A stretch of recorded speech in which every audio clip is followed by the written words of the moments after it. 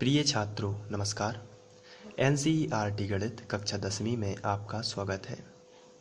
आज हम लोग प्रश्नावली 4.3 का प्रश्न क्रमांक 1 हल करेंगे, जिसमें दिया गया है यदि निम्नलिखित द्विघात समीकरणों के मूलों का अस्तित्व हो तो इन्हें पूर्ण वर्ग बनाने की विधि द्वारा ज्ञात कीजिए। तो हमें पूर्ण वर्ग बनाने की विधि सीखना है और इनके मूल ज्ञात करना है। तो आइए पहला प्रश्न लेते हैं। पहला प्रश्न दिया गया है 2x वर्ग माइनस 7x प्लस 3 बराबर 0। तो सबसे पहले हम जो दिया गया है उसको लिख लेंगे। 2x वर्ग माइनस 7x प्लस 3 बराबर 0, ये हमें दिया गया है। इसके बाद सबसे पहला काम है आपको पूर्ण वर्ग विधि सीखने में x वर्ग का जो भी गुणांक है उसी से आपको पूरे समीकरण में भाग दे देना है। तो यहाँ पे x वर्ग का गुणांक कितना है 2, तो हम पूरे समीकरण में 2 से भाग दे देते हैं। तो हम यहाँ पे लिखेंगे पूरे समीकरण में 2 से भाग देने पर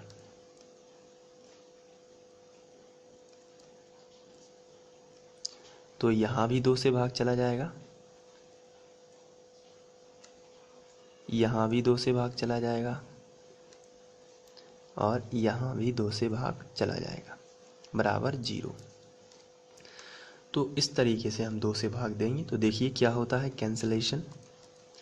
यहाँ पे 2 और 2 हट जाएगा, कट जाएगा, तो क्या बचेगा x वर्ग माइनस यहाँ पे 7/2x हम इसको लिख सकते हैं। 7/2 पहले हमने संख्या लिख ली और x लिख लिया, और जो अचर राशि है इसका हम पक्षांतर इस तरफ करते हैं। पूर्ण वर्ग बनाने की विधि में हमें 2 पक्ष चाहिए होते हैं, तो 2 पक्ष में हम पहला पक्ष इस तरफ बनाएंगे और दूसरा पक्ष इस तरफ बनाएंगे। तो चलिए ये दूसरा पक्ष हमने बना लिया। अब हम पूर्ण वर्ग बनाने की विधि में सबसे कंपलसरी जो बात है वो है 2 पक्ष बनाना। तो हमने 2 पक्ष बना लिए हैं। पहला पक्ष रहेगा चर राशियों का और दूसरा पक्ष रहेगा अचर राशियों का। अब यहाँ पर मेन बात जो है आपको ध्यान से देखना है, यहाँ पर जो x का गुणांक है, x का जो भी गुणांक रहेगा उसमें आपको 1/2 का गुणा करना है मन से, लेकिन किस में, x के गुणांक में, और उसका वर्ग करना है। जो आंसर आएगा वो दोनों पक्षों में जोड़ देना है। बहुत ही सिंपल है, फिर से समझ लीजिए। x का जो भी गुणांक होगा उसमें आपको 1/2 का मतलब x के गुणांक का आधा करना। तो x के गुणांक का हम आधा करेंगे और उसका क्या कर देंगे, वर्ग कर देंगे। आधा करना यानी 1/2 का गुणा करना। तो x का जो भी गुणांक होगा उसमें हम 1/2 का गुणा करेंगे और उसका वर्ग करेंगे और देखते हैं आंसर क्या आता है। तो सबसे पहले तो हम इसी को सॉल्व करेंगे। ऊपर ऊपर का गुणा होता है और नीचे नीचे का गुणा। तो 7 एकम 7 और 2 का 2 में करोगे तो कितना आएगा 4, और वर्ग लगा है तो वर्ग लगा देंगे। अब वर्ग का मतलब होता है 2 बार लिखना, यानी 7/4 गुणित 7/4। तो ये आएगा 7 सतैया 49 और 4 चौके 16। तो कितना आया 49/16। इसका मतलब है कि जो हमारे 2 पक्ष हैं इसमें हम 49/16 यहाँ पे और 49/16 यहाँ पे जोड़ेंगे। तो हम लिखेंगे दोनों पक्षों में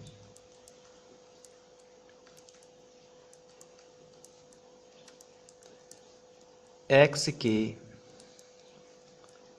गुणांक का 1/2 का वर्ग जोड़ने पर, आपको ये लिखना है जोड़ने पर, x के गुणांक का यानी 7/2 का यानी गुणा 1/2, x के गुणांक का यानी 7/2 का 1/2 यानी गुणा होता है और 1/2 का वर्ग यानी इतना, और इसका आंसर हम लोग निकाल चुके हैं 49/16। जोड़ने पर, दोनों पक्षों में जोड़ने पर, आइए जोड़ लेते हैं। तो यहाँ पे भी हम जोड़ेंगे तो आएगा x वर्ग माइनस 7/2x प्लस 49/16। हमने यहाँ पे जोड़ दिया एक पक्ष में, अब इस तरफ और जोड़ देते हैं, -3/2 प्लस 49/16। तो इस तरीके से दोनों पक्षों में जोड़ देना है। अब यहाँ पे बनेगी सर्वसमीका, जो कि होगी a माइनस बी का वर्ग से बनेगी, और a माइनस बी का वर्ग आपको यहाँ से खोजना है, और ये लिखा हुआ है a वर्ग माइनस 2ab प्लस b वर्ग के फॉर्म में। a वर्ग और ये लिखा है b वर्ग और ये लिखा है माइनस 2ab, तो इससे हमें ये खोजना है। लेकिन आपको बिल्कुल भी टेंशन नहीं लेनी है, यहाँ पे आपको कुछ भी नहीं खोजना है, सिंपल सी ट्रिक है, मैं आपको बता देता हूँ, उसी से आप करोगे। आपको पहला पद और दूसरा पद यहाँ पे देखना है। तो पहला पद में x वर्ग है तो इसका वर्गमूल निकाल लीजिए, यानी वर्ग हटा दीजिए। x वर्ग का वर्गमूल आएगा x, और बीच वाले पद से आपको चिन्ह लेना है केवल, और बीच वाले पद से कोई मतलब नहीं है।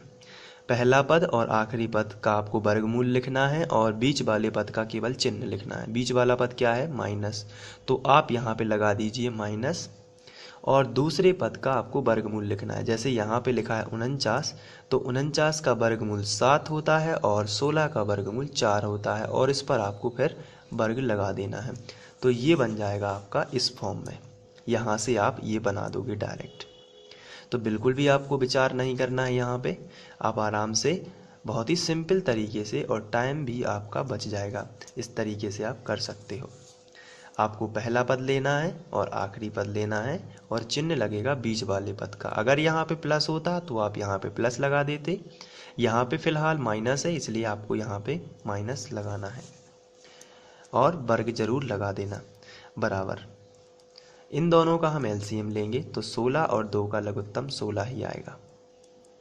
अब 2 की आपको टेबल पढ़ना है, 16 कितने बार आएंगे, यानी कि 2 का जो है भाग, 16 का 2 में भाग देना है, यानी 2 की दूनियाँ पढ़ना है जब तक 16 ना आए। तो 2 अट्ठे 16, कितना बार आ गया? 8। तो ये 8 बार जो गया है, अब 8 का गुणा आप 3 में करोगे तो 8 दिया 24, लेकिन माइनस का चिन्ह लगा है इसलिए माइनस 24। फिर यहाँ पे प्लस लगा है तो आप यहाँ पे प्लस लगाओगे, फिर 16 एकम 16 है, एक बार गया, 1 का गुणा आप 49 में करोगे तो 49 ही आएगा। इसे बोलते हैं एलसीएम। 2 और 16 का एलसीएम 16 आया, 2 अट्ठे 16, 8 बार गया, तो 8 का गुणा आप 3 में करोगे तो 8 दिया 24, प्लस लगा है तो प्लस, 16 एकम 16 है, एक बार गया, 1 का गुणा आप 49 में करोगे तो 49। इसके बाद हम आगे बढ़ते हैं, इसको हम अभी ज्यों का त्यों लिखेंगे, x माइनस 7/4 का वर्ग बराबर 49 में से 24 घट जाएंगे क्योंकि ये माइनस के हैं और 49 प्लस के हैं, तो प्लस के हमें 25 मिल जाएंगे बटे 16।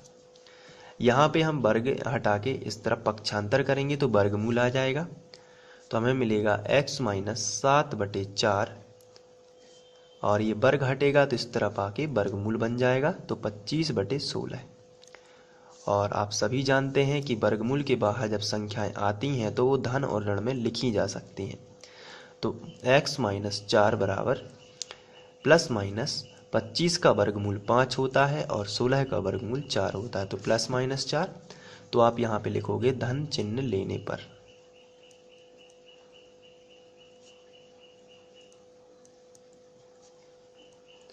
तो यहाँ पे जब आप धन चिन्ह लोगे इसका, तो यहाँ पे इक्वेशन बनेगी x माइनस 7/4 बराबर प्लस 5/4, ये धन के चिन्ह लेने से बना है।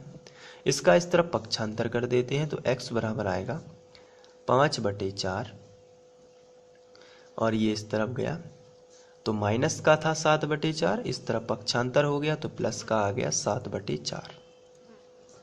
अब हम एलसीएम ले लेंगे, तो x बराबर 4, 7, 4 समान संख्या है तो 4 का भाग 4 में गया तो एक बार गया, और एक का जितनी बार भाग जाता है उसका गुणा उसके ऊपर वाली संख्या में किया जाता है, इसे एलसीएम बोलते हैं।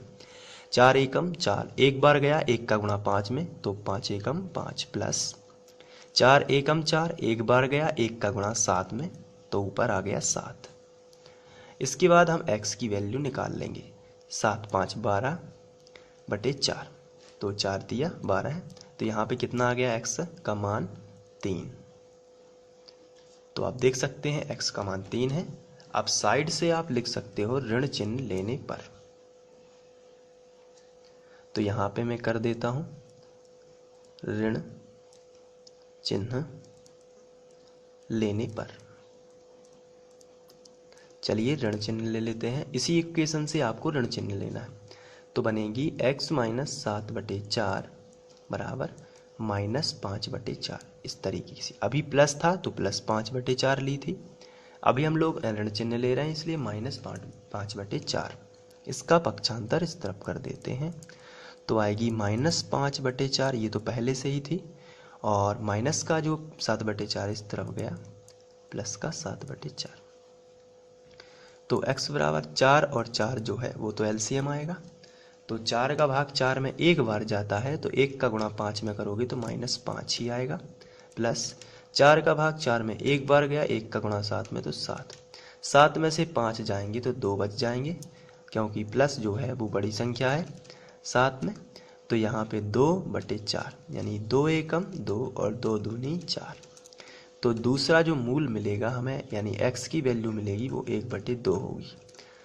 तो यहाँ पर हमें x के 2 मान मिल चुके हैं जो इस समीकरण के मूल हैं। तो हम लिखेंगे अतः समीकरण के मूल 3 व 1 बटे 2 होंगे। तो इस तरीके से आशा करता हूँ आप लोगों को ये समझ में आ गया होगा, और यदि समझ में आ गया है तो प्लीज़ लाइक कीजिए और इसी तरीके से आप अपना सपोर्ट रखिए। Thank you.